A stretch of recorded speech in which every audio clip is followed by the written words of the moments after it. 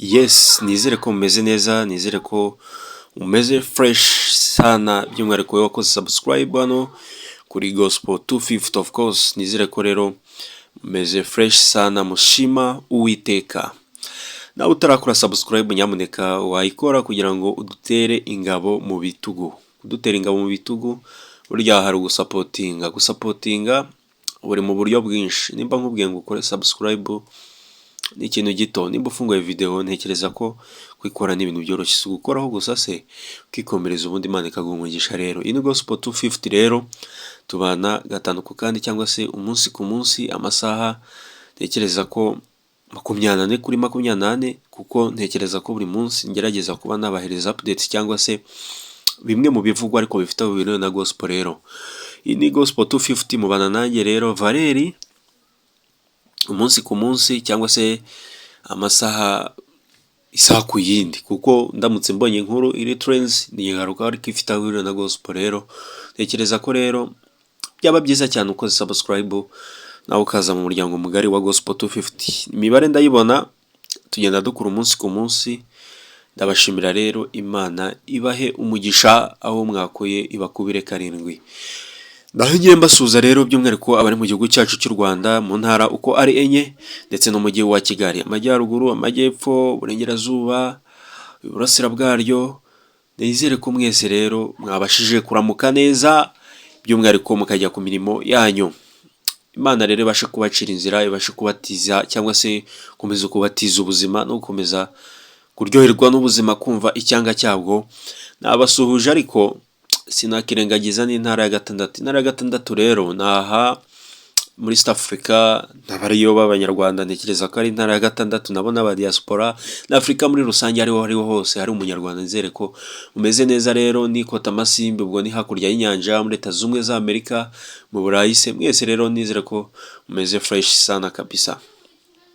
Uyu munsi rero ngarutse kugira ngo mbabwire cyangwa se mbapdatinge bimwe mu bivugwa muri gospel, ariko by'umwihariko ni inkuru ibabaje.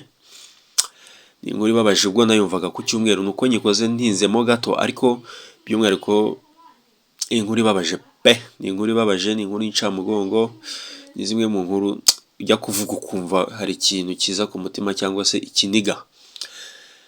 Ni inkuru y'umubyeyi Mama Tesi. Nimba mvuze Mama Tesi ubwo nuko afite umukobwa witwa Tesi.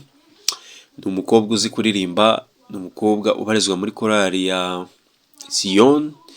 Ni korali yo mu itorero rya ADEPR ariko yo mu murenge wa Jenda muri Nyabihu. Ni mama we rero ubwo yabyukaga ku cyumweru kimwe nk'abandi, kwa kundi umuntu abyuka afite gahunda ze cyangwa se ajye mu materaniro, avuga ati ngiye kujya gusenga. Ubwo rero yari mu nzira agenda, yabashije kugerayo kubera yuko imodoka yaramugonze. Ni imodoka yavaga mu byerekezo bya Kigali cyangwa se uyu muhanda uva Musanze werekeza mu karere ka Rubavu, ubwo ni Gisenyi. Imodoka ita umuhanda, ni imodoka iri mu bwoko bwa voiture cyangwa se imodoka nto, ibasha guta umuhanda rero iramugonga. Mu by'ukuri nawe yari yabyutse kimwe nk'abandi, abasha kugira ngo ajye kwegera Uwiteka cyangwa se kujya kwegera Imana cyangwa se kujya gusenga cyangwa se kujya guterana, uko wabyita ko ariko kose. Ariko ntiyagezeyo. Inkuru rero iza gukwira, abantu barabimenya yuko uyu mubyeyi abashije kugongwa. Abari bari aho rero uko batubwiye cyangwa se uwagerageje kunyapdatinga akampaye amakuru, mu by'ukuri ngo ikimugonga ntabwo yahise apfa direct, ntabwo yapfuye direct. Ubwo ni ukuvuga ngo yajyanwe mu bitaro, ariko mu kugerayo mu by'ukuri ntibyabashije kugenda neza. Umugoroba twaje gushyikira iyo nkuru, twumva yuko atabashije gukomeza ubuzima kimwe nk'abandi. By'umwihariko turamusabira cyangwa se turamwifuriza gukomeza kuruhukira mu mahoro. Uwiteka agire gute, akomeze kumwakira. Mu by'ukuri turabyuka ariko ntituba tuzi uko umunsi uri bwirirwe. Byaba byiza rero tugiye twiyeza cyangwa se tukaba twumva yuko ibintu byose bishoboka. Cyiza no guhora turi tayari. Murumva yuko rero uyu mubyeyi aho yari afite gahunda nyinshi cyangwa se hari ibyo yari yapanze, mu by'ukuri ntiyabasha kuba yakomeza muri ubu buzima. Rero ni inkuru rero y'akababaro kubw'uyu mubyeyi, ariko na Tesi umukobwa wiwe cyangwa se umwe mu baririmbyi beza ba korali Siyoni yo muri Jenda. By'umwihariko rero nizere ko mukomeje kumufata mu mugongo. Ubwo ndabwira abantu basengana cyangwa se baterana muri ADPR ya Jenda, cyangwa se by'umwihariko abantu bamuzi.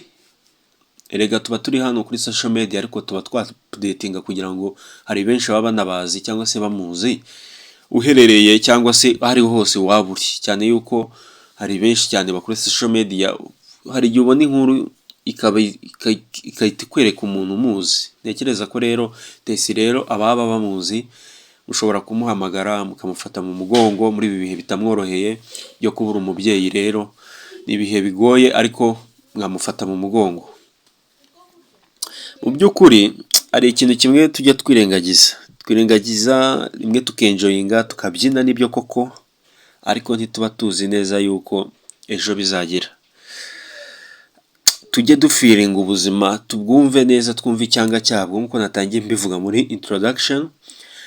Tujye twumva icyanga cy'ubuzima, ubundi tugerageze kubana neza, tugerageze kwiyeza, tugerageze kubaho isaha ku isaha cyangwa se umunota ku wundi, twumva turi gufiringa ubuzima cyangwa se turi kubwumva neza.